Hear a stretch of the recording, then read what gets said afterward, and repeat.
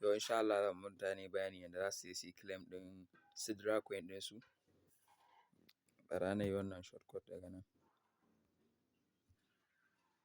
Yau after duk waɗanda suka san sun yi creating ɗin wallet jiya insha Allah, kamar yadda aka yi bidiyo a kai, waɗanda suka san sun yi creating ɗin wallet yanzu suna taɓawa directly zai kawo su nan gurin ga inda aka sa claim coin. Za ka yi claiming ɗin coin ɗinka kenan. Sai ka dawo ka yi slide sai ka taɓa akan claim. After ka taɓa claim zai yi, kaga after 24 hours ne za ka riƙa zuwa kana claim kamar yadda kake yin na Sidra ɗinka a can na mining. Yanzu ya koma claim za ka koma yi kenan. Claim za ka riƙa yi yanzu. Ga wallet ɗinka nan. Za ka ga komai yanzu ya dawo nan kenan. Wancan coin ɗinka da ka tara ba wai shi ne za ka gani a nan ba directly.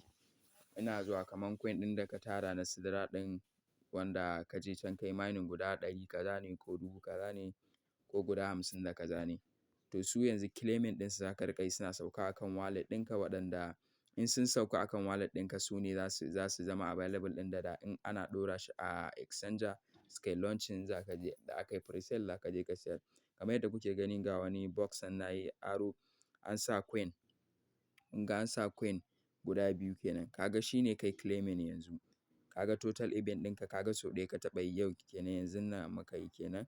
Kaga start an fara shi daga watan 11 kenan.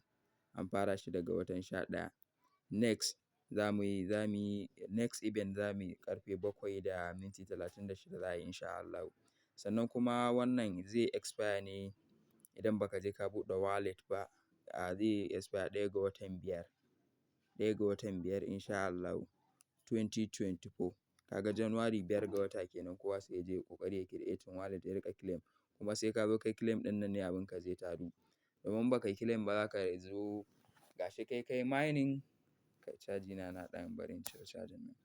Gashi kai mining, ka yi mining amma za ka ga kamar baka yi mining ba ne sakamakon baka zo ka yi claim ba coin ɗinka ya sauka available da za ka iya cirewa ka je kai withdraw ka siyar in an buɗe exchanger ko kai P2P ka siyar. Dan in kuka ga option gashi nan za a zo kan yadda har P2P akwai insha Allah.